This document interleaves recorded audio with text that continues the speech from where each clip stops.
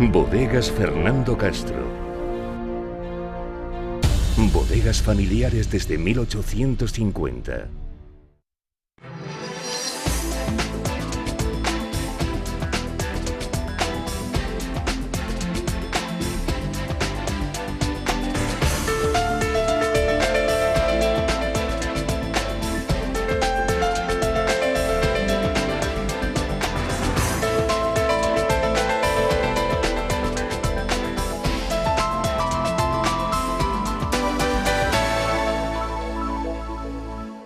Saludos y bienvenidos a esta cita semanal con la tertulia de actualidad de Televaldepeñas. Muchos asuntos hoy encima de la mesa, asuntos todos que nos tocan de cerca, asuntos de enfoque general, de enfoque nacional e internacional y también de interés estricto, local, el nuestro. Vamos a hablar de la revisión de las cuotas de la cotización de los autónomos en las últimas semanas, muy encima de la mesa después de que el gobierno central propusiera inicialmente una cuota que desde el sector, que es el que sustenta la inmensa mayor parte de la economía y del mercado laboral de nuestro país, reaccionase, se pusiese en pie de guerra, y hubo una contraoferta bastante más razonable y a la que los autónomos se han abierto a negociar, cuando menos a hablar. Vamos a también hablar de acoso escolar, de bullying. Es como digo desde el principio, asuntos que nos afectan a todos, porque es un problema no nuevo, nada nuevo, no es ningún descubrimiento, pero sí que está generando una alarma social que en tiempos anteriores no se conocía. Vamos a hablar del concepto, la figura del arraigo de extranjeros, que es la acreditación que deben alcanzar las personas no españolas en situación irregular en nuestro país para acceder a un primer permiso de residencia por un año. En la segunda parte entablaremos agrotertulia y hablaremos del inicio de la campaña de la recogida de aceituna en nuestro entorno. Aquí, ya les adelanto, está con nosotros un experto, Fernando Prieto, agricultor con larguísima experiencia en estos y en otros cultivos. Y si queda tiempo, que vamos a hacer por donde de que sí, hablaremos, cuando ustedes ven este programa por primera vez, este estreno, en jueves, pues ha pasado un día desde que se haya cumplido el aniversario de esa trágica tarde-noche en la Comunidad Valenciana y en varios municipios de Castilla-La Mancha y aún de Andalucía, la Dana, más de 220 víctimas mortales. De todo ello vamos a hablar y vamos a iniciar el primer asunto ya, empezando por presentar a esta mesa. Elías Castellanos, de Izquierda Unida Valdepeñas. ¿Qué tal? ¿Cómo estamos? Muy bien, muchas gracias por invitarme, como siempre. Y a ti por responder afirmativamente, como siempre. Fernando Prieto, agricultor, el presidente de la Denominación de Origen del Vino de Valdepeñas. ¿Qué tal, Fernando? Hola, muy buenas tardes. Bien, francamente bien, y más con estas gotas de agua que yo creo que a todos nos va a beneficiar, por muchos aspectos, no solamente para la agricultura, sino también para... Hablaremos en la segunda parte, pero es un hecho consumado que había un paréntesis de varias semanas, al menos un mes, entre el final de la vendimia de la uva y el inicio de la recogida, y ya se han enlazado por completo. Ya sí, hay un... sí, ya. Totalmente. Y debuta en esta mesa, en esta tertulia, con nosotros Joan Avellán. Él es un valdepeñero más, gerundense de origen. Él es escritor, él ha tenido una vida profesional muy polifacética, rodeada de muchos, vamos a llamarle hobbies, aficiones y pasiones. Comentaremos con él alguna de ellas también cuando llegue el turno en la segunda mitad, porque está a punto de presentar un libro. Ya hemos hablado de él en esta semana en los servicios informativos en Conecta con Valdepeñas, y hoy viene pues a prestar su punto de vista sobre estos asuntos que acabamos de denunciar. Iniciamos el incremento de la cotización para autónomos. Los autónomos suponen prácticamente el 90% de la masa laboral de nuestro país. Y de entradas, planteo a la mesa, ¿se trata realmente de buscar una justicia en la cotización? ¿Se trata de buscar que cada profesional autónomo cotice realmente por lo que realmente gana? ¿O se trata de apretar las tuercas al sector que realmente sostiene un porcentaje altísimo de nuestra economía? Como decíamos, la propuesta inicial de la Seguridad Social era de subir entre un 3,8% como mínimo hasta un 38%. O sea, una subida desorbitada. Vista la reacción, seguramente prevista por el gobierno, se establece de entrada congelar las cuotas de los autónomos con menores ingresos y subir a partir de 2026 entre el 1 y el 2,5% las cotizaciones del resto. Es una rectificación en toda regla. ATA, la Asociación de Trabajadores Autónomos, se ha venido a negociar, como decíamos inicialmente, siempre que la Seguridad Social no toque la tabla inicial de cuotas propuesta por el Gobierno y que esas cuotas no suban por encima del IPC año a año. También ponen dos condiciones importantísimas, y esta será una de las cuestiones aquí a debatir o analizar. Piden la equiparación de la protección social de los autónomos a la que recibimos los trabajadores asalariados y una mejora, un facilitar el acceso a la prestación por cese de actividad. Vamos a empezar por Elio Castellanos. ¿Cómo ves el escenario que se ha planteado a partir de la propuesta inicial del Gobierno y de esa rectificación y de ese inicio de negociación? A ver, es cierto que la primera propuesta no la... Yo cuando me enteré de esto ya estaban con la segunda propuesta. Es cierto que lo poquito que he visto pues había subidas de hasta el 35%, lo cual eran locura. Lo que sí que quiero matizar es la cuestión de que cuando aquí se habla de los autónomos, no suponen el 90% de la masa laboral del país. El 60% de las personas, de los 22 millones de personas que trabajan en España, lo hacen en empresas de 20 o más trabajadores. Es decir, la inmensa mayoría más de el 60% no son autónomos, trabajan en empresas de 20 o más, que podemos considerar las pequeñas, de hecho lo son. En esta empresa hay 7 personas trabajando y 2 son autónomas. Pero he dicho lo que he dicho, el 60% de los trabajadores de España. De los 22 millones, pues estamos hablando de en torno a unos 14-15 millones. Lo que sí es que el 80% de los 3 millones y pico de autónomos que hay en España, el 80-85% sí que son autónomos unitarios. Son ellos y no tienen ningún trabajador. O sea, quiero decirlo porque cuando nos dicen, no, es que España si los autónomos se va a hundir. No, España si los autónomos no se va a hundir. España funciona en parte por el trabajo de autónomos, pero en parte también funcionarios y empresas más grandes.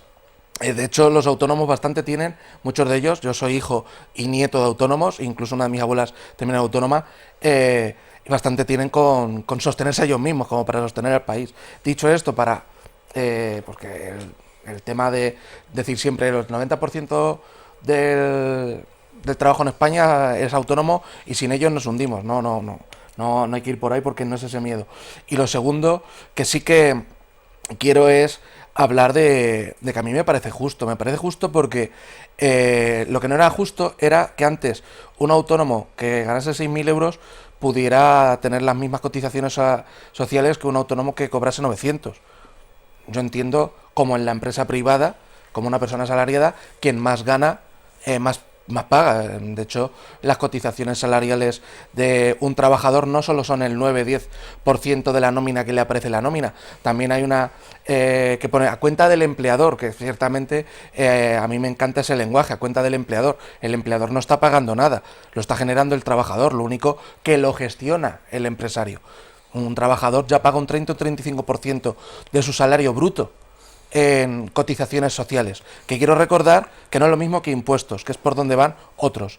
No, subida de impuestos no, el IVA y el IRPF lo pagamos todos. Cotizaciones sociales es lo que tienen que pagar muchos autónomos que han estado pagando toda la vida al mínimo y luego se quejan de que llegan, no, tengo una pensión miserable. Claro, no has cotizado por lo que tienes que cotizar. Una persona que está asalariada, y luego ya podemos entrar en si es más fácil ser un asalariado o ser autónomo, pero en tema de cotizaciones, si tú estás cotizando por lo mínimo, pues te va a quedar lo mínimo. Si empiezas a cotizar a razón de lo que estás ganando, pues te quedarán luego pensiones, pues como deben quedarle a muchos. El cálculo era que una persona que gana ahora mismo unos 4.000 euros va a tener que pagar 515. Yo puedo asegurar que una persona que tenga un sueldo de 4.000 euros brutos en una empresa paga más de 500 euros de cotizaciones. O sea, quiero dejarlo claro, por lo que el problema de lo machacado o no que puedan estar los empresarios, los autónomos, no viene porque ahora se vaya a regularizar que el que más gane tiene que pagar más subir sus cotizaciones sociales para tener el día de mañana mejor baja si cae enfermo, o mejor pensión. Yo lo veo así, y luego podemos entrar en números que, por suerte, como yo digo, vengo ya de 3 generaciones de autónomos y los tengo bastante claros. Fernando, Joan. Yo, a ver, muchas cosas que ha dicho estoy prácticamente de acuerdo en todo. Yo durante muchos años fui empresario y, como dice él, yo pagaba a mi trabajador, no sé, eran pesetas en aquella época, pero pongamos 1.500 euros, y como a mí como empresario, pues yo pagaba 600 o 700 más, o sea que estabas pagando mucho, pero quiero decir que hoy día dices, 1.500, solo 300, no exijas luego cobrar lo mismo que está cobrando luego uno que está en régimen de seguridad social. O sea, eso sí que habría que nivelarlo de otro modo. Pasa que, claro, como decía él, con 300 euros hay gente que luego cuando se jubila dice, coño, ¿y ahora qué hago? Me quedan unos 800 euros de pagar. Pues evidentemente, por eso, porque está pagando poco, ¿no? Si cotizara 500, 600, pues ya le quedaría más, como le podría quedar a un trabajador que está ganando igual 1.500 euros al mes. Hay una recomendación muy extendida entre los asesores, y es que en el último tramo de la vida útil o de la vida laboral del autónomo se lo pongan a tope. Se lo pongan a tope. Y quizá que esta regularización, que en teoría puede resultar justo lo que persiga, es que el cómputo sea el total de la vida laboral, y que se cotice en todo momento por lo que realmente estás ingresando. Varias cuestiones. ¿Eres autónomo, Fernando? Sí, varias cuestiones con respecto al tema. Sí, yo plenamente de acuerdo que cuanto más se gane, más se pague. Hasta ahí yo creo que todo el mundo está de acuerdo. Ahora bien, lo que no se puede son producir unas subidas de esa magnitud cuando hay autónomos que hay que reconocer que tienen una tiendecilla que bastante sacan con subsistir, y encima tienes que, con las cotizaciones que va a pagar, no puede mantenerse. Un autónomo que ingrese 600 euros no puede pagar 300 euros de cotización. Le demos las vueltas que le demos, porque haciendo un paralelismo, nos quejamos de que un trabajador que gane 1.500 euros no puede pagar un piso de 900 euros. Y pedimos ayuda para que eso se arregle, ¿no? Pues lo mismo debería de tener la ayuda para que eso se arregle.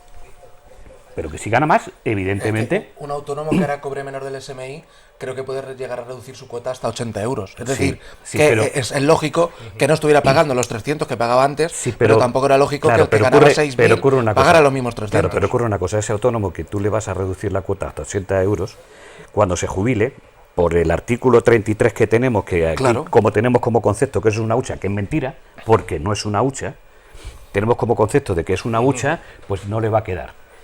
Yo entendería que fuese así, si es una hucha, si fuese realmente así. Pero si la Seguridad Social tiene un déficit aproximadamente de unos 60.000 millones al año, y eso se paga con el resto de impuestos, la redistribución de impuestos no va para todos igual, porque para el que más gana con el déficit, de los impuestos se le paga más, que al que gana menos, por los impuestos se le paga menos. Luego entonces ahí la redistribución de impuestos ya es distinta. Luego entonces a lo mejor es otro debate que habría que enlazar con respecto a la cotización, pues con respecto efectivamente si se paga por lo que se gana. Dicho esto, aunque es un debate que está fuera, yo creo que hay que dar los datos con fiabilidad. Autónomos como tal hay 3 millones. 3.100.000, algo así. Es decir, hay unos poquitos más autónomos que funcionarios, para que nos hagamos una idea, ¿no? Están en torno al 15% de los... Efectivamente, ¿no? ¿Veis? Hay muchos autónomos que son autónomos y sostienen empresas de 20, 25, 30 empleados. Sí, claro, luego hay más, y más de 100. Y hasta de 300. Exactamente. Y hasta de 300. Son autónomos. Ahí a lo mejor lo que hay que cambiar, lo que hay que cambiar a lo mejor es la legislación. Dentro de la plantilla hay muchos autónomos, que también es otra discusión. Pero es decir, por ahí a lo mejor lo que hace falta es cambiar ese tipo de legislación. Es decir, uno puede ser autónomo cuando tiene una empresa que no llegue, por poner un ejemplo, a 100 trabajadores. No lo sé, digo 100 como podría decir 50, no lo sé, ¿no? Eso sería una cuestión de estudio, para que no hubiese ese tipo de historias. Y luego habría que ver cómo son los falsos autónomos que todavía se mantienen o cómo se trabaja de autónomos a otras empresas, que eso también habría que verlo, ¿no? Una vez que eso se matizase, posiblemente entraríamos en otro tipo de discusión, cómo serían las cotizaciones sociales y cómo quedaría realmente el trabajo en España, porque lo que sí está claro, que el cómputo general de la riqueza que se produce en el trabajo empresarial de este país sí que lo sustenta en gran medida la parte autónoma. En ese sentido sí, porque hay mucho más volumen de empresas pequeñitas que de empresas grandes, y muchas empresas pequeñitas sí que dan un volumen cuanto menos importante a la capacidad de producción de este país. La cifra que he dicho yo es el 60% el 60, yo creo que ya. El 30% están en empresas De 10 o menos. De 10 o menos. Es que decir, serían autónomos. que Que el ya 30 estamos hablando de un volumen. Claro, que el 30% de los trabajadores estén en empresas de 10 o menos, quiere decir que evidentemente es un porcentaje importante. Pero que no es el 90 y estas cosas que se dicen por ahí. Pero dicho esto... De la economía posiblemente. De la economía sí, de la economía está alrededor del 80 y tantos %. Lo que hay que ver es, como bien decir, no se puede comparar lo mismo el pequeño ferretero de aquí del pueblo con el que tiene un comercio con 50 empleados y bueno, que ahí a lo mejor ya entra la figura del autónomo societario y demás, pero la cuestión está en que quizá, vamos, yo siempre he defendido esto, el que más gana más tiene que pagar y hay, para el que menos gana y el que empieza a emprender, porque yo quiero hacer un matiz. Para mí porque a los autónomos se les llaman emprendedores. Cuando una persona lleva 4, 5, 2 años siendo autónomo, para mí ya no eres un emprendedor. O sea, es un empresario. Claro, tú ya has arrancado. Emprendedores, que la persona que se quiere animar. El que arranca. Exactamente. Claro. Y a mí me parece estupendo. De hecho, ahí sí que habría que financiarlo lo máximo posible, incluso que le salga gratis, porque a lo mejor alguno de estos pega el pelotazo y te empiezan a salir empresas por todos lados, solventes y cojonudas. El problema está en que hay gente que lleva 2, 3, 4, 5 y más años malviviendo, y lo digo así, malviviendo de ser autónomo. Y aquí entra un dilema. Es que si tu negocio es ruinoso, aquí me voy a poner como si yo fuera del pensamiento, o lo que se defiende muchas veces desde la derecha, la de libertad individual, tal y cual. ¿Por qué tengo que mantener yo tu negocio ruinoso? ¿Por qué te tengo que bajar tus cuotas? ¿Por qué te tengo que ayudar si tu negocio es ruinoso? Ciérralo, búscate otra cosa, vete a trabajar fuera. Oye, nos podríamos poner así. En ese caso, porque yo lo veo muchas veces quejarse de, es que se dan ayudas a unos, pero no se dan ayudas a otros. Bueno, es que si nos ponemos así, mal vamos, pero yo creo que una persona que lleva 2, 3, 4 años, sí, sinceramente, si ves que no funciona, que no llega ni al SMI, probablemente tengas un problema de cómo estás enfocando el negocio o en la zona en lo que lo estás intentando llevar adelante y demás, y ahí sí que habría que ver, oye, pues o más asesoría o más tal, pero en algunos casos, y lo digo como lo pienso, se podría decirle a algún señor... Habría que cerrar, cuidado con esos temas, porque habría que cerrar algún tipo de empresas. Es decir, estaríamos hablando de que muchas empresas, por ejemplo, en mi sector agrícola, habría que cerrarlas. Y comer hay que comer todos los días. Sí, entraríamos entonces en otro tipo de problemas. Es decir, si nosotros nos configuramos conforme está ahora mismo distribuida la agricultura en este país... Yo sabía por qué me ibas a venir por ahí. Yo sé que temas de sanidad, de educación, tal y cual, hay sectores que tienen que estar protegidos, claro, evidentemente. Pero porque aquí el mayor problema, el agricultor hace todo el trabajo, asume todo el riesgo y luego es el intermediario el que se lleva todo el beneficio. No sé si era en Rumanía, creo que tienen una cadena en el que el beneficio final se lo reparten. O sea, cada uno tiene su empresa. Se tiene que irnos a Rumanía. Aquí hay una cuestión... No, si no es que... Pero es un ejemplo. Sí, pero aquí hay una cuestión mucho más simple. O sea, aquí tenemos una ley que te dice que no puedes trabajar a pérdidas. Exacto. Bien, aplíquese. Ya está, si no hace falta Exacto. más. No hace falta más. Lo que no se puede es, en un país como el nuestro, legislar y no cumplir lo que se legisla. Yo creo que con eso no hace falta hacer más. Lo decía Julio Anguita, que lo más revolucionario que se podía hacer a día de hoy en España era... cumplir a rajatabla la Constitución. Claro. O sea, que imagínate el retraso que llevamos al respecto. Por eso yo digo... Por aquí piden la palabra. Sí. No, pero yo... Un tema. ¿Tú crees que... pregunto, que el autónomo es consciente de lo que está pagando? Ahí donde voy, espérate. Yo un montón... Pero como autónomo individual, es decir, fotógrafo, por ejemplo. Yo, pues igual, en un mes me salen 40 bodas, ingreso ahí. Pero el otro nada. Entonces... ¿Yo estoy pagando en proporción de lo que estoy ganando? ¿O me mantengo ya, me he acostumbrado a pagar los 300 euros y sigo pagando los 300?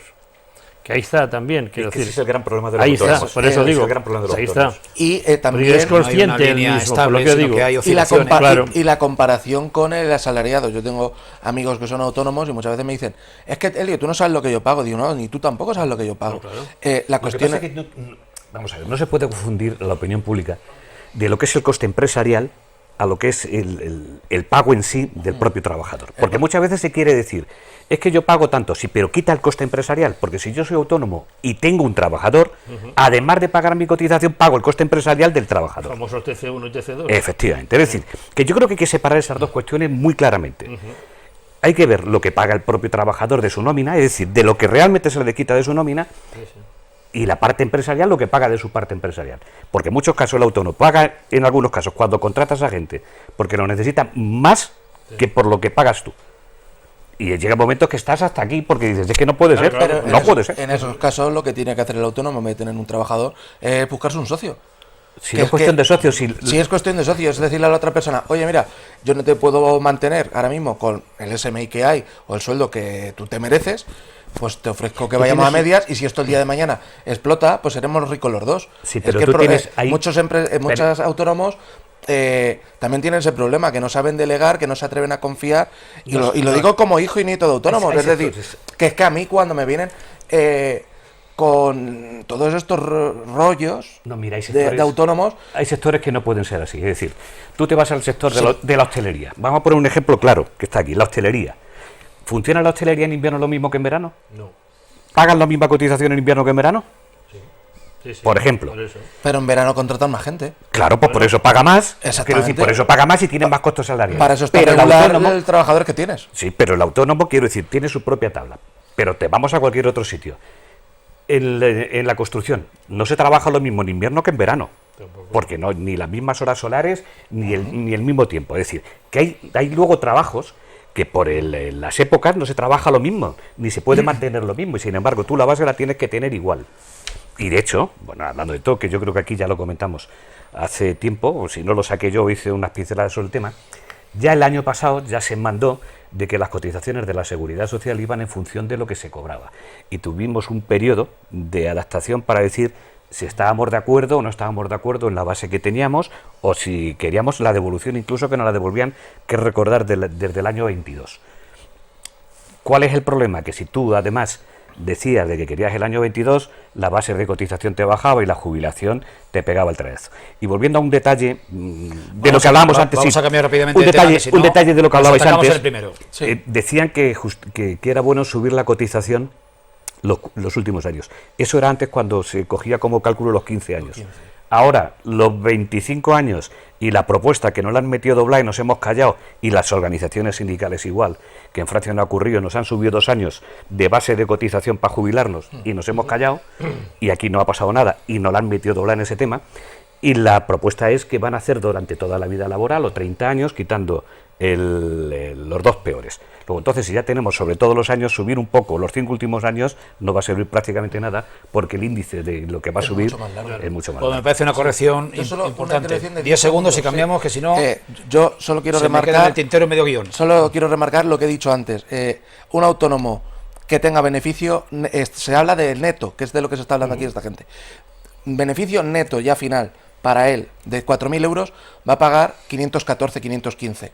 Yo creo que, como he dicho, un trabajador que esté en esas cifras paga muchísimo más. Por lo tanto, quizá el problema ha estado en cómo se ha venido trabajando estos últimos 30, 40 años el tema del autónomo. No que ahora se estén empezando, en opinión mía, a hacer las cosas como se debe, para que la gente autónoma el día de mañana tenga pensiones dignas. El problema es que a lo mejor no han estado bien asesorados.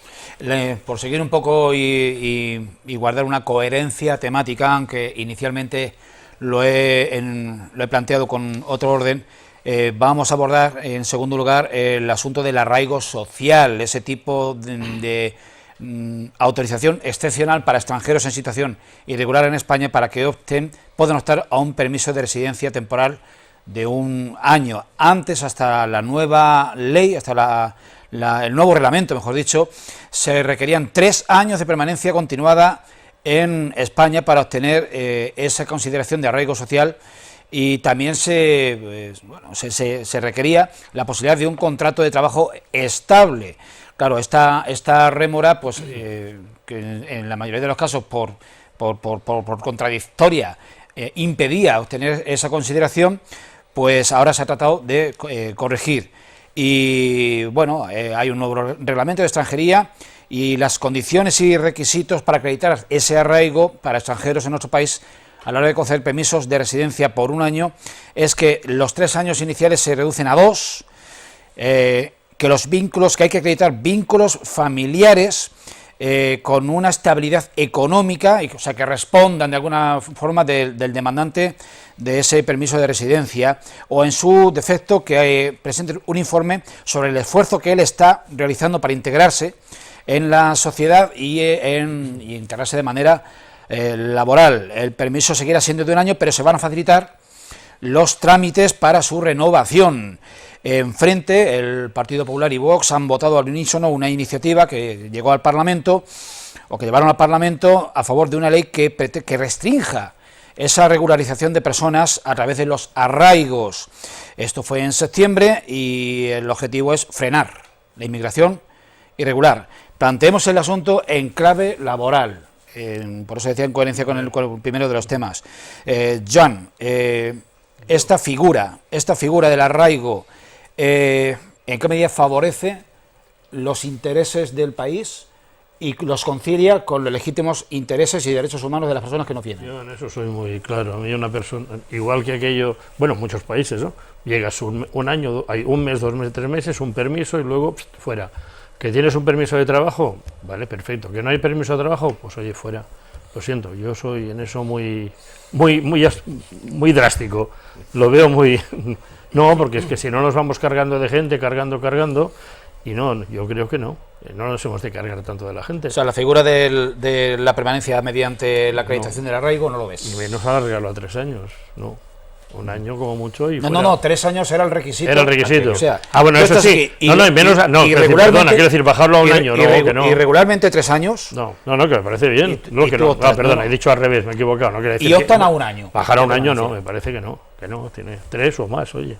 Son 3 años estando aquí, insistimos, es que tiene su aquel. Tiene su aquel porque de entrada te están pidiendo que acredites que llevas irregularmente en nuestro país 3 años. Para darte uno, para concederte uno. Ahora se rebaja de 3 a 2. Pero luego un contrato de trabajo, perfecto. Se termina el contrato de trabajo, pues oye, chico, coge el avión y te vas para tu casa. ¿Qué pasaba con los españoles que iban a Suiza? No se quedaban allí luego, o Alemania. Generalmente se quedaban trabajando, porque sí. Se quedaban trabajando, exacto, por eso, se quedaban trabajando. En el otro extremo, ¿qué opinión tenemos? A ver, está claro que aquí hay un problema gordo, porque que intentes acreditar o que debas acreditar de una manera con documentos que llevas ilegalmente o de forma irregular en un país, a mí siempre me ha sonado a chiste. Es como, joder, ¿cómo te puedo certificar yo a ti que llevo aquí 3 años? Si en teoría lo que tengo que estar haciendo es esconderme para que no me pillen y me echen. Exactamente. Eso. Es complicado y ha dado pie a mucho abuso. Conozco casos, personalmente, conozco gente. Yo he trabajado en lugares en los que he visto que se han contratado inmigrantes simplemente para esto y se les han dado unas condiciones vergonzosas. Es decir, que yo no lo he sufrido en mis propias carnes, pero yo lo he visto. Yo he tenido compañeros, especialmente sudamericanos, que los trataban mal, abusaban de ellos en sus condiciones simplemente para poder conseguir este arraigo. Claro, aquí yo creo que lo que hay que entender o lo que hay que separar son 2 cosas. Es quien está en España y quiere quedarse y quiere prosperar, y ahí habrá que ver pues por dónde facilitarle que se quede, porque yo siempre soy de la opinión de que nadie cruza de un continente a otro, ya no te hablo de un país, por capricho, sino de un continente a otro, culturas diferentes, incluso en el caso de África, idiomas diferentes, por gusto. Los hermanos de mi abuelo fueron a Bilbao, cierto es que no se fueron de España, pero se fueron a Bilbao porque aquí pasaban hambre y allí se buscaron la vida. O sea, es que es un derecho humano.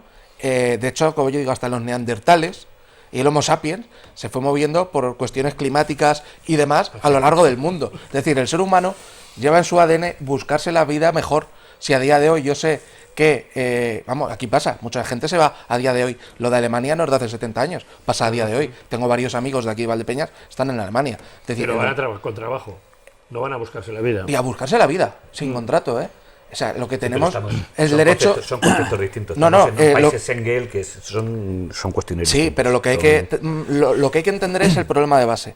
Si yo estoy en una zona deprimida, yo tengo el derecho a buscarme la vida. A mí no me puedes decir, no, aquí no, porque aquí eres irregular. perdóname la expresión, pero 3 cojones me importa, estoy pasando hambre en mi país. Yo me voy a buscar allí las castañas y las voy a intentar hacer como pueda. Y lo estoy diciendo al que viene de verdad a buscarse la vida y a adaptarse. Hay gente que viene y no lo hace. Oye, ahí perfecto, yo no tendría ningún problema en... no se adapta usted en una serie de tiempo, lo que se establezca, pues tendrá que volverse, porque sí que me puede suponer un problema en esta sociedad. Pero el que venga a adaptarse, a buscarse la vida... Es que es eso de irregular. Es porque hemos puesto fronteras ahora. Sí. Una opinión y zanjamos porque nos tenemos que ir a publicidad. Sí, yo creo que hay varias cuestiones al respecto. Pues una. Joder, es que es muy complicado. Y en esto me 29 minutos. Me vas a dejar 29 minutos. Pero vamos, yo creo que hay... Si tenemos un concepto de lo que es inmigración ilegal, lo que es ilegal y además discutir sobre ilegal es una barbaridad. Si es ilegal, es ilegal. Y si es legal, es legal. Como partimos de base. Si aquí tenemos inmigración ilegal, no podemos andar con paños calientes. Si es ilegal, es ilegal. Cumplimos lo que dice la ley con la legalidad o lo que dice la ley de lo que no es legalidad. Y aplíquese. Yo creo que lo demás es dar paños calientes, de decir y de tener un enfrentamiento político ante una causa que no se quiere hacer cumplir. Porque la realidad es esa. No se quiere hacer cumplir. Porque si hay una ley que te dice un inmigrante que pasa aquí que no tiene papeles es ilegal. Y lo que te dice la ley es que lo tenemos que echar. Hasta ahí estamos yo creo que de acuerdo. Sí, Hasta ahí yo creo que estamos de acuerdo. Sí. Porque es ilegal. Ahora bien, si lo queremos tener aquí 3 años para hacer ilegal es un paño caliente. Hasta ahí también estamos de acuerdo. ¿Y si nos hace falta? Es que es donde iba a entrar. Lo que no podemos cerrar son fronteras a la gente que viene a trabajar y que se necesita para trabajar. Por eso. La gente que se necesita para trabajar un contrato de 3, 6, 1 año, 2 años o 18 años, lo que sean. Yo creo que eso hay que abrirlo y sin ningún tipo de problema. Exacto, sin ningún tipo de problema. El que venga a adaptarse y a trabajar. Y el que yo Australia, ¿cuánta gente va? Y el que venga para 6 trabajo, meses, el que eso, venga para 6 meses, claro. si le queda, por ponerte un ejemplo, que ahora mismo no sé cómo queda el tema, le queda un mes de paro, por ponerte un ejemplo, no lo sé lo que le quede, yo creo que hay que cumplirle también con eso. Es decir, con la cobertura social que tenga con respecto al tiempo que ha trabajado. Cuando termine eso, si él hace otro contrato, ¿por qué no? Es decir, ¿qué es lo que hay que bajar como base? Cuando un inmigrante que viene a España, en esas condiciones, ¿cuánto tiempo tiene que estar para de verdad hacerlo ya, que sea trabajador legal en España y no tener problemas? Pero 1 año es muy poco. 1 año posiblemente sea poco, porque eso puede tener un efecto llamada. Ahora mismo son 2. Claro, pero eso puede tener un efecto llamada y hacerlo lo ilegal mucho más grande y no cumplir y tener una masa de gente que se desorbite. Pero yo creo que también poner cotos al campo y cerrar para la gente que realmente se necesita para trabajar es una barbaridad. Y hay épocas en el año que realmente hace falta y hay que agilizar toda la documentación para que esa gente pueda trabajar legalmente. Muy bien, pues hasta aquí vamos a hablar a vuelta de publicidad de algo que nos estremece, que a nadie nos deja indiferentes, es el acoso escolar, el bullying, nada nuevo, bajo el sol y bajo los techos de las aulas, pero casos recientes han relanzado la alarma social, porque son muchos los frentes que tiene esta problemática, el acoso virtual, el acoso presencial, la implicación de la comunidad escolar. De todo eso vamos a hablar a vuelta de muy pocos anuncios y les pido que continúen con nosotros. Bodegas Fernando Castro. Bodegas familiares desde 1850.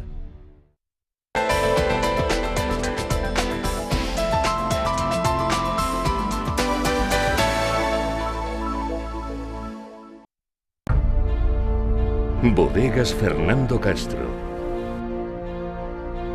Bodegas familiares desde 1850.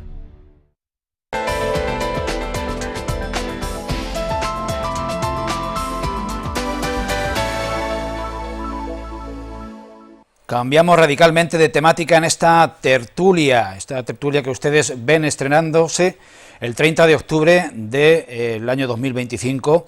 Hemos estado hablando de temas laborales y económicos en la primera parte. Hemos estado hablando de la revisión de las cuotas de los autónomos, que se está empezando a debatir y se está empezando a discutir. Hemos estado también hablando de esa figura del arraigo, el arraigo social de las personas extranjeras en nuestro país que quieren optar al menos a un primer año de permiso de residencia después de haber llegado irregularmente. Y ahora vamos a hablar de acoso escolar.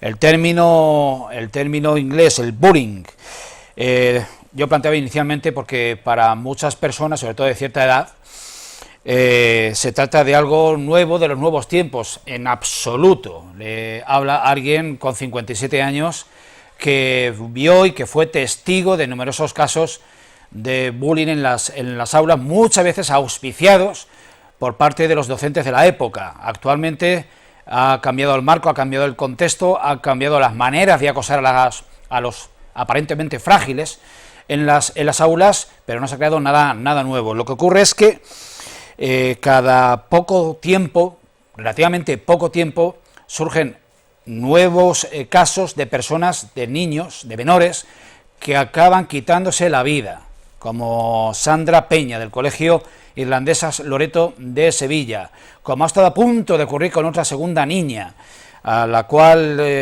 se les venía acosando, y por ese acoso, derivado de ese acoso, estaba padeciendo una alopecia galopante y progresiva. Bien, pues partimos de la base de que no es un fenómeno nuevo. Hay una mayor alarma, por supuesto, hay mayor divulgación, por supuesto, hay una influencia de las redes sociales, hay más denuncias, hay mayor implicación de las autoridades, mayor implicación de las fuerzas y cuerpos de seguridad, en definitiva, mayor implicación social. Pero ¿qué está fallando? ¿Qué está fallando para que no se contenga esta escalada, esta crecida, este aumento de los casos de violencia, de acoso, de ciberacoso a personas en las clases? Hace minutos antes de iniciar esta grabación, leyendo sobre el tema, y no me sorprendía absolutamente nada, que hay al menos entre 2 y 3 personas en cada aula. Las aulas se componen, tanto en primaria como secundaria, de 20 o 25 personas, cuando no menos. Es decir, estamos hablando de un 10% de niños y de niñas de secundaria y de educación primaria, y aún casi de infantil se ha llegado a escuchar en los últimos días, son víctimas de este acoso, de esta violencia psicológica, cuando no física. Empezamos en este caso por mi derecha, por la izquierda de ustedes. Joan, ¿cómo contemplas este tema? ¿Cómo contemplas su evolución? ¿Y qué se te antoja que como medida podría funcionar para empezar a contenerlo? A ver, a mí se me antoja. Bueno, yo vengo de una educación de hace muchos años en que unas aulas eran 60 alumnos y un solo profesor, y allí nadie levantaba la cabeza, ¿no? Y cuando te pegaba el profesor, te daban, llegabas, bueno, no decías nada en tu casa, porque si no tu padre también te daba, ¿no? Algo habrás hecho. Soy de aquella época, ¿no? Si te daban, decías, no te quejes. Pero bueno, ya los tiempos cambian y demás. Yo creo un poco que también el profesorado ha perdido poder, digamos, ha perdido poder sobre... hay mucha injerencia de los padres hoy día también en las escuelas. Entonces el profesor también no se atreve tampoco a veces a decir nada, porque que no, mi niño es muy buen niño, mi niño no hace nada, ¿no? Entonces yo me refiero a que vamos degenerando, pero mal. Entonces, ya digo, una para mí lo peor es que el profesor ha perdido poder, ¿no? Autoridad, perdón, sí. Ha perdido autoridad el profesor, porque, a ver, hoy día es lo que decimos, antes eran 60, ahora son 20 en un aula, 20 y pocos. Entonces, no me digas que no puedes ver lo que está pasando. Pero, perdonad antes de... con esa mano dura que tú has empezado evocando, el acoso escolar existía. Sí, pero... Lo había, pero no al extremo de ahora. Entiendo que es que ahora tiene más visibilidad, pero bueno... Yo es que creo que ha cambiado un poco el tema, ¿no? Ha cambiado porque las redes sociales lo que hace es que ese acoso no se quede solamente en el colegio, por eso, sino que siga. Aquello era el ostracismo, y ahora está a la vista de todo. Y claro, y sigue el acoso por las mismas redes. Y ya no es que te acosen por las redes, sino que es que encima se redistribuye. Claro, va creciendo, se va multiplicando. Lo cual pues multiplica el sufrimiento de la persona que lo está sufriendo. Y claro, y si tú te metes en las redes, la gente joven se mete en la red y ve que eso va creciendo, pues es muy complicado, muy complicado. A mí lo que me llama la atención es que existiendo el protocolo como existe en los centros educativos no se aplique. Es decir, yo creo que hay que empezar a pedir responsabilidades ante situaciones de estas. Si existe un protocolo y se detecta, aplíquelo usted. Y si no lo aplica, yo creo que hay que pedir responsabilidades a los centros que no lo apliquen. Yo no sé por qué hay tanto miedo, porque yo creo que si se tiene conocimiento, no sé por qué hay tanto miedo a no aplicarlo. Ahí está. Sí, o de Siria también, sí. Por eso. Es que hemos llegado, yo ya le echo la culpa de todo siempre a lo mismo, a la situación de hastío que vive la gente. El profesor está quemado porque los alumnos se lo pasan por el pito el sereno ha perdido autoridad. Por la autoridad. Bueno, es lo que decía yo, claro. Sí, por claro. supuesto, sí, ahí estoy de acuerdo. Ha perdido la autoridad de poder decirle a un alumno, pues tal, y que no tuviera la represalia de que te puedan incluso pegar los padres o el alumno. Hasta ahí de acuerdo. Pero también hay que ver que esos padres, llegue el profesor, que también los hay especiales, y te diga, es que tu hijo no sé qué, cuando vienes del trabajo de 12 horas estás hasta los huevos, perdóname la expresión tal y cual, y es que se te va juntando una cosa con otra y llegamos a este punto en el que estamos todos y lo que no queremos es problemas nadie. Claro, ¿qué pasa? Que yo si no cumplo con lo mío, no le pasa nada a nadie. Si un médico tiene un mal día porque está quemado, se le puede morir un paciente. Si un profesor pasa por encima un caso de bullying, se te puede suicidar un menor. Es decir, es que hay puestos y hay lugares en los que, como yo digo, es que va en el cargo. Tú tienes personas a tu cargo, tú no puedes tener esta desidia. A lo mejor hay que ayudarles psicológicamente, a lo mejor, no sé, formarles de otra manera, pero evidentemente hay una desidia, un individualismo. A mí me lo ha llegado a decir una educadora, por un caso que lo he comentado cuando hemos cortado, y me dijo, Elio, no me toca a mí directamente, ¿vale? La cuestión es que dijo, vais a tardar menos si os vais a un juzgado y pedís orden de alejamiento de estas personas contra esta otra, porque el centro, si no ha hecho nada todavía, por el motivo que sea, ya responderá cuando tenga que responder, pero es que esta persona que está sufriendo bullying puede llegar a cometer una locura porque el centro no está haciendo su trabajo, y no lo está haciendo pues porque, dicho por estas personas, dice, les podrás leer la cartilla, les podrás decir cosas, pero que quien se va a suicidar no es su hijo. Y pasan varias se enfrentan, varias cosas. Yo creo que no. Hace 30 años, yo creo que la gente trabajaba más horas que ahora, Creo, Trabajaban más horas hace 30 años que ahora. Más. Y llegaban hasta ahí y más. Porque además estaba mucho menos mecanizado todos los tipos de trabajos y eran mucho más físicos. Y además, bueno, pues el que tenía un trabajo intelectual pero también. Por lo que sea, la gente está más quemada ahora que hace 30 años, ¿no? Pero yo creo que por todo lo que hemos dicho antes, falta de autoridad, falta de respeto, estamos viviendo en otra sociedad mucho más deshumanizada, estamos hablando de otros conceptos que yo creo que agrupan más. ¿Se ha visto que un alumno se enfrente a un profesor? Eso en mi época era y la mía tampoco, por eso digo. Claro. Pero vamos a ver, yo vuelvo a decir lo de antes, si existe un protocolo escrito, porque además está escrito, si no se aplica, yo creo que hay que ir contra el centro. Por supuesto. Yo creo que ya hay que dejar de ir de paños calientes conforme se está poniendo la situación. Si usted tiene un problema y usted no cumple, los padres tendrán que denunciar al acosador, si tiene que ir al juego, y al centro. Y al centro por no aplicarlo. Es decir, porque mire usted está trabajando para dar educación y para cumplir lo que dictamina todo el sistema educativo. Si usted no lo aplica, algo habrá hecho mal. Aparte es que como yo creo que dices, Fernando, es que hay un protocolo. Claro. Estáis abordando la parte resolutiva, cuando ya se ha producido un caso. Claro. ¿Cómo se previenen? Vamos a ver. Si tú tienes denuncias, vamos a ver, hoy está escuchando un caso de un profesor en un conservatorio de música, con una niña, que decían que soltaba un olor a alcohol tremendo, de que le acogía, agarraba y demás, que el resto de compañeros educativos del conservatorio lo sabían. Pues mire usted, denúncielo. Si hay cosas que se ven en un aula, como hemos comentado, con 20 alumnos, ¿sabes cómo se manejan los alumnos? Si hay cosas que todos hemos sido alumnos, que todos lo hemos visto que se ven. Hay cosas que se ven. Ves que entra uno, le pega una colleja. Claro, lo que no sé, a lo mejor habría que traer a un docente para decir, ¿por qué no vosotros prevenís antes? A lo mejor hay otra cosa que la desconocemos y no sabemos por qué no se aplica, ¿no?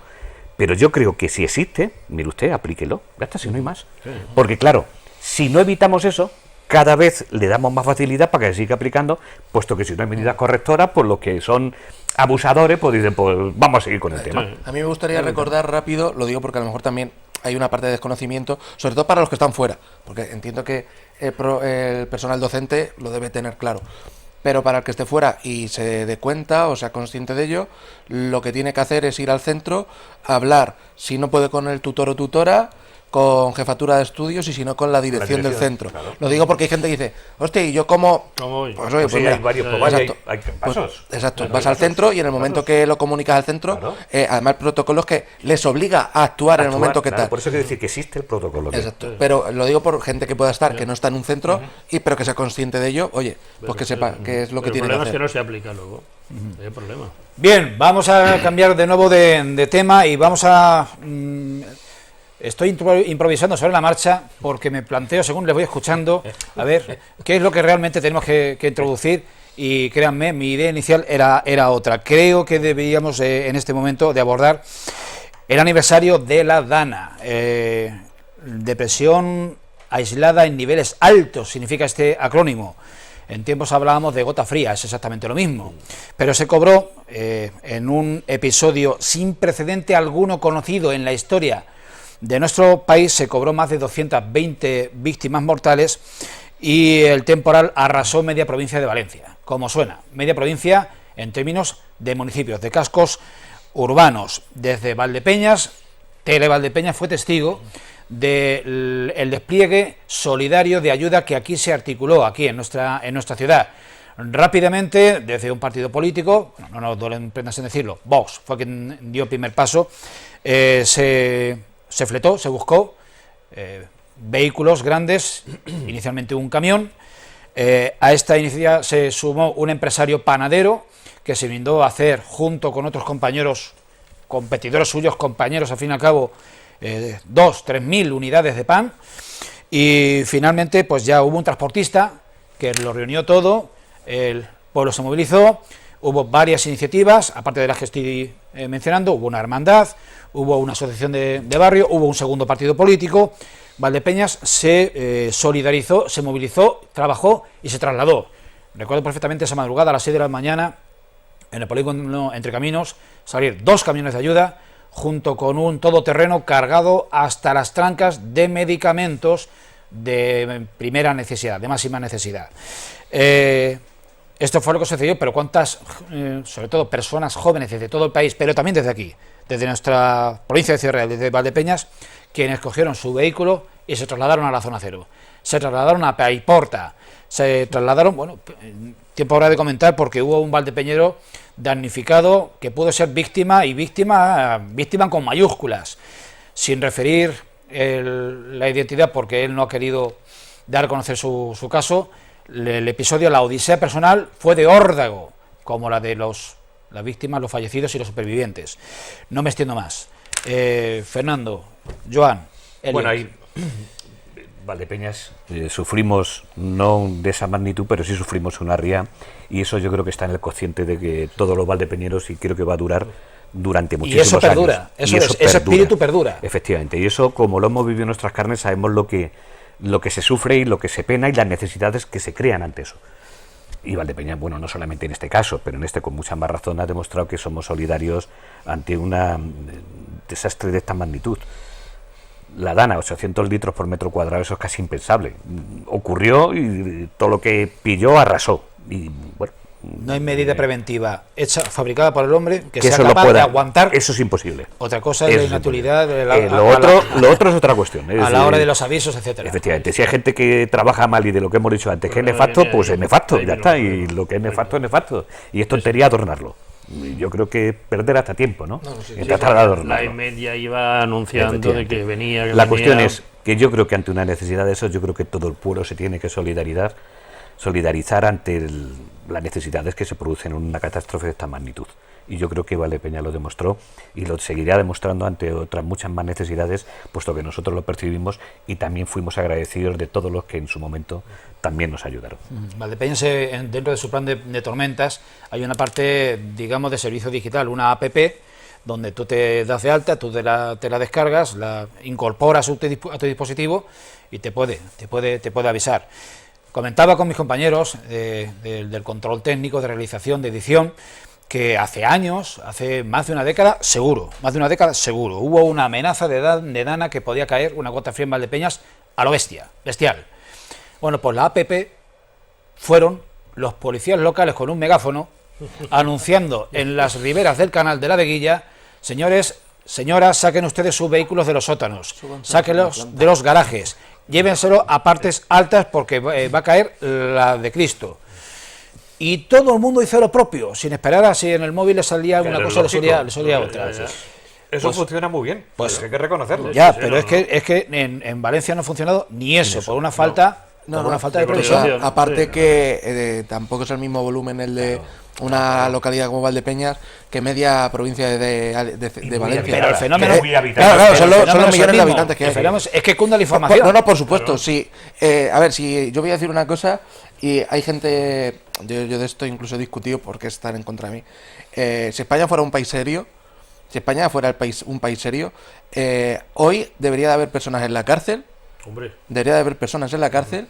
El Estado, y porque mucha gente solo le echaba la culpa al PP de Mazón. hay mucho. Claro. Hay mucho. Yo creo que el gobierno central tendría que haber actuado, al ver la inoperancia del gobierno autonómico, tendría que haber actuado de oficio. O sea, no me tengo que esperar, no. Entro. Si necesitan ayuda, que la pidan. Hombre, por favor. Exacto, Por por supuesto. favor. O sea, De todas formas- tendría que haber entrado. Y tercero, después de un año, todavía hay muchos lugares que no son operativos, centros educativos y demás, porque como todas las alcantarillas, todavía está el barro que hay debajo, ese ya no hay forma de quitarlo. Claro, tú no puedes volver a un colegio que no va a tener baños, por ponerte un ejemplo, o empresas que no tienen servicios. Por lo tanto, a día de hoy hay negocios, de hecho estos días por la radio están con ellos, negocios que están empezando a volver a abrir ahora, pero es que todavía no estamos viendo la magnitud que eso tiene, que es centros educativos que los van a tener que hundir, que van a tener que hundirse fábricas y de tal. Es decir, que un año después todavía no se ha solucionado un problema, es de vergüenza. Sí, varias cosas con respecto a esto, ya que ha entrado en otro debate distinto. Las alarmas no funcionaron en ninguna comunidad autónoma, ¿eh? Eso también hay que recordarlo, porque en Castilla-La Mancha también hubo muertos y tampoco hubo alarma. Es decir, que En lectura, más le toca al familiar. se ha focalizado mucho allí porque fue mayor volumen, pero en nuestra comunidad autónoma, y en Cuenca creo que hay uno también, creo. En Letur, que eran 6 o 7. O sea, 7 creo que Letur fueron, y ¿no? Mira. Y Mira. Es decir, y tampoco funcionaron las alarmas. Es decir, que bueno, que cada uno tendrá que aguantar su culpa, ¿no? También es cierto que en proporción lo que cayó a las zonas que afectaba en una zona y en otra, no es lo mismo que lo de Y Valencia. la Valencia previsión era tan a lo bestia Claro. en Castilla, en Albacete, como allí. Sí, pero si la cuestión no es que haya previsión o no. Hombre, con previsión mucho más.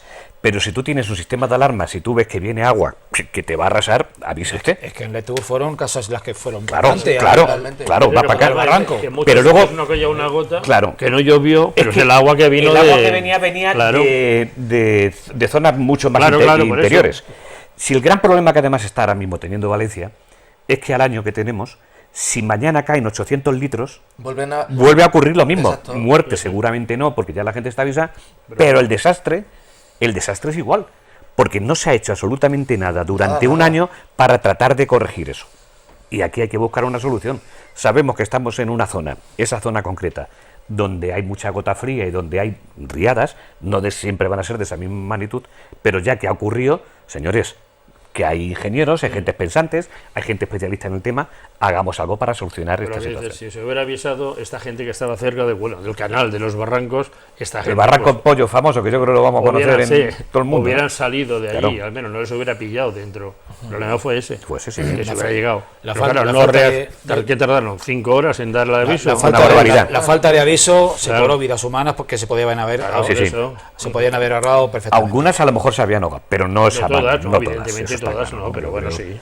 Las pérdidas materiales ante ese volumen es casi inevitable. De ahí que sí que haya responsabilidades delictivas Vamos, por yo- parte de los responsables públicos. Yo de todas formas Tarde vamos. creo, bajo mi punto de vista, que yo creo que eso hay que dividirlo en dos partes. Uno, lo que es la parte jurídica, que creo que va a seguir su camino y durará lo que tenga que durar, y creo que la justicia algún De oficio. día de oficio aplicará lo que tenga que aplicar, y luego está la parte política. Yo creo que en la parte política hay poco que echarse en la cara unos a otros porque casi todos han Todos incumplido, fallaron, casi todos todos han fallado, fallaron, unos en una medida, otros en otra, otros con más Pero responsabilidad que en otra. algunos han quedado en evidencia. No, eso está Sí, claro. yo lo he dicho, claro. Si que no, si eso unos está deberían claro. de estar en la cárcel y otros a lo No, mejor yo en también. en este me has oído de mojarme porque creo que lo he dicho en más de una vez. ya. Si yo tuviese poder en el partido que gobierna la Comunidad Valenciana, yo a ese señor lo había echado. Porque además está haciendo mucho daño al Partido Popular. Yo creo que además es andar con paños calientes. Creo que es un error. Y ese señor además está haciendo daño.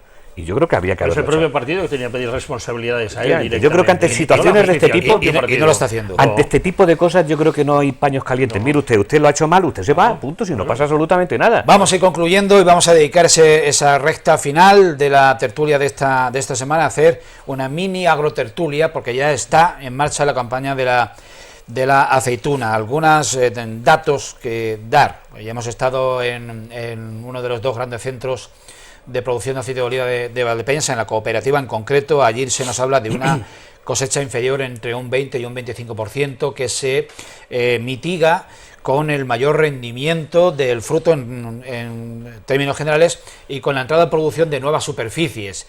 Ya no es que ya haya empatado a la superficie de olivar dentro del término de Valdepeñas con la de vid, es que ya la está superando, porque mientras crece el olivar, la vid está en franco retroceso. Y creo recordar, no sé quién nos aportó el dato fuera de micrófonos, fuera de cámaras, que hay dentro del término de Valdepeñas una empresa que se dedica al arranque de viñedos. Hay muchas, no una. Hay muchas. Y tenía más de 100 pedidos. Sí, hay muchas. Más de 100 pedidos. Fernando, ¿cómo se contempla esto? Está cambiando mejor, el paisaje agrícola del entorno de Valdepeñas, está cambiando radical. Ha cambiado por completo. Y va a cambiar todavía más deprisa. Es decir, sabes que me has escuchado muchas veces decir aquí, antes sector agrario, cuando no había precios, sobre todo en uva y demás, pues nos quejábamos, manifestaciones, cortes, no sé qué historias, ¿no?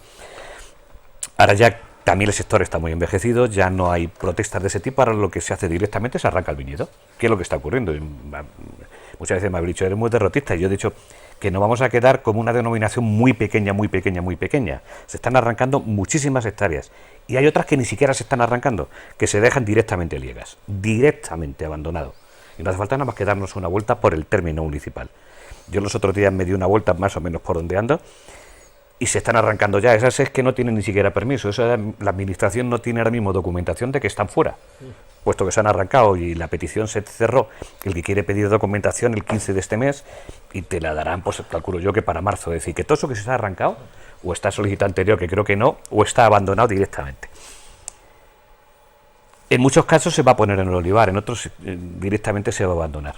El paisaje va a cambiar, vamos a ser olivicultores. Ahora bien, yo no quiero darle lecciones a nadie en este tema, pero creo que se están poniendo olivas en algunos sitios donde la gente se va a equivocar.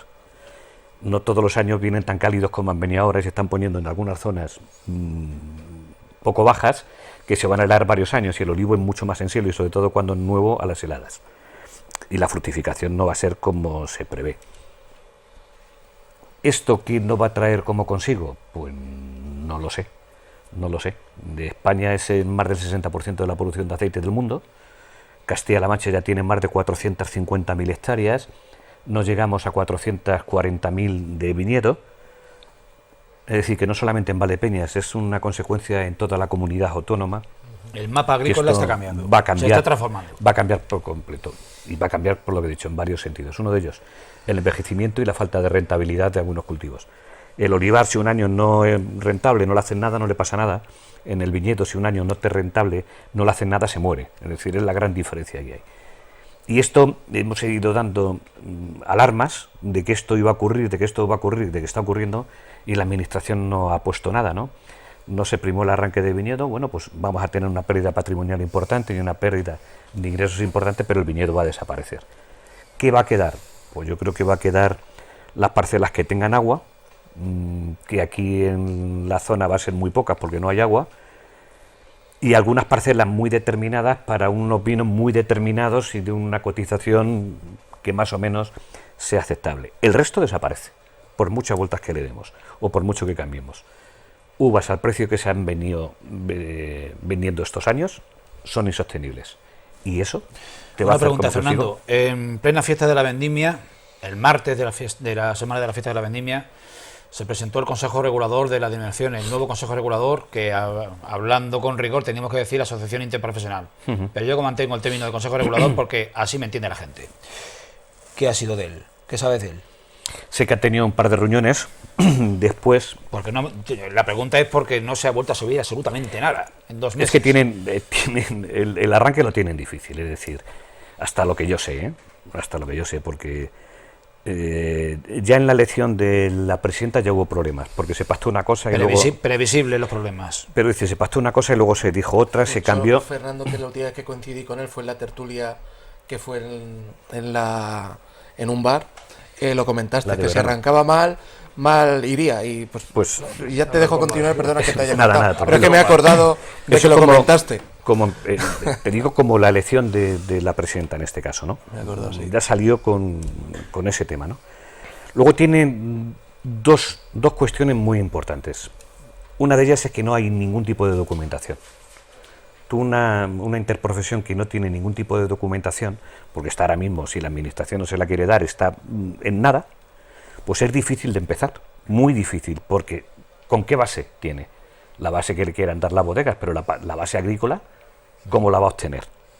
Y hombre, yo de mi época, yo lo que sí puedo decir que varias veces le pedíamos que nos diesen la superficie en Valdepeñas y nunca nos la daban, la teníamos que hacer nosotros. Entonces teníamos veedores y visitábamos el campo porque teníamos una base documental histórica y demás. Pero eso era tremendamente difícil. Si eso no lo dan de arranque, va a ser muy difícil ese tipo de control. Luego el tema económico. Si tú no tienes tema económico ahora mismo, que no lo hay, pues no puedes contratar a personal que asesore, que trabaje, que certifique, es decir, que tiene un comienzo muy complicado. Y si la administración no se vuelca, pero cuando digo volcarse es con cuartos, con sede y con equipación. Cuando digo equipación es ordenadores, documentación, datos, estadísticas. Si eso no lo hace, lo va a tener realmente muy, muy, muy complicado. Bien, pues seguiremos haciendo esfuerzos por saber qué pasos han dado esa presidenta de la Denominación de Origen Valdepeñas, Cristina Nieto. Tengo que hacer esfuerzo de memoria para acordarme, porque es que ya digo, fue... Está muy vinculada. No, hay que reconocer que está muy vinculada al mundo ya, del pero vino, muy vinculada. Vinculadísima, y además con un bagaje profesional incuestionable. Seguiremos haciendo esfuerzo por contactar con esta nueva denominación de origen, y ya les avanzamos la próxima tertulia dentro de 7 días, porque este próximo lunes vuelve a haber pleno en el ayuntamiento, esta vez ordinario, el que toca, primer lunes de mes, 10 de la mañana, pleno municipal. Los asuntos del mes van a pleno, los asuntos del mes que tengan que ir a pleno, los que no van a comisión, a Junta Local de Gobierno, o los decreta el alcalde por decreto de alcaldía. ¿Y qué se va a tocar como asunto principal? Pues entre otros, pero el principal, desde nuestro punto de vista, es la actualización de la tarifa del agua. Va a subir un 2,7%, tampoco nada nuevo. O sea, desde que Valdepeñas tiene una empresa concesionaria que se dedica al suministro de agua potable y a la depuración de aguas residuales, en ese contrato de prestación de servicio con la empresa concesionaria hay una revisión anual que actualmente está vinculada al IPC interanual de agosto. En agosto fue un 2,7%. Pero venimos de la resaca del pleno de presupuesto, que fue extraordinario. Fue extraordinario la convocatoria, y la sesión en su desarrollo también fue extraordinaria, por lo que allí se vio y lo que allí se trató en las formas en las que transcurrió. ¿Qué quiere decir? Pues que es bastante previsible anticiparnos a un voto de la oposición totalmente contrario a esto que sería cumplir un trámite, que es cumplir un contrato. Ya se amagó en cierta ocasión, creo que fue en 2024, con un voto en contra de la actualización de un contrato con una empresa concesionaria. Y la respuesta fue que el punto volvió al pleno del mes siguiente, pero tirando de reglamento se hizo votar uno por uno a cada uno de los corporativos, para que uno por uno, de manera individual, se responsabilizase de su acto administrativo a la hora de levantar el dedo.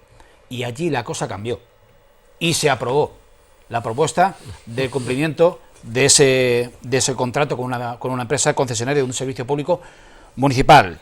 Bien, no voy a dar la voz ya, porque ya estamos fuera de tiempo, a los componentes de esta mesa, pero sí que ya les emplazo a la tertulia de la semana que viene, que versará sobre este mismo asunto y sobre el resto de los que se traten en el pleno municipal. Joan Avellán, ¿contento, a gusto? Sí, muy a gusto, de verdad. Buenos compañeros de tertulia, ¿qué más quieres? Te la paso bien. Sí. Fernando, muchísimas gracias por tu aportación siempre. Helios, lo mismo te digo.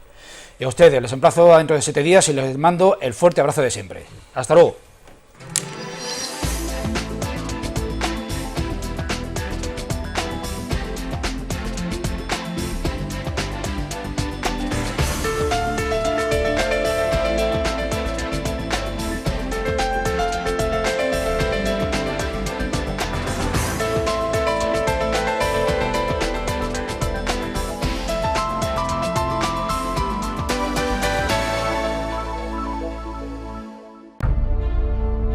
Bodegas Fernando Castro. Bodegas familiares desde 1850.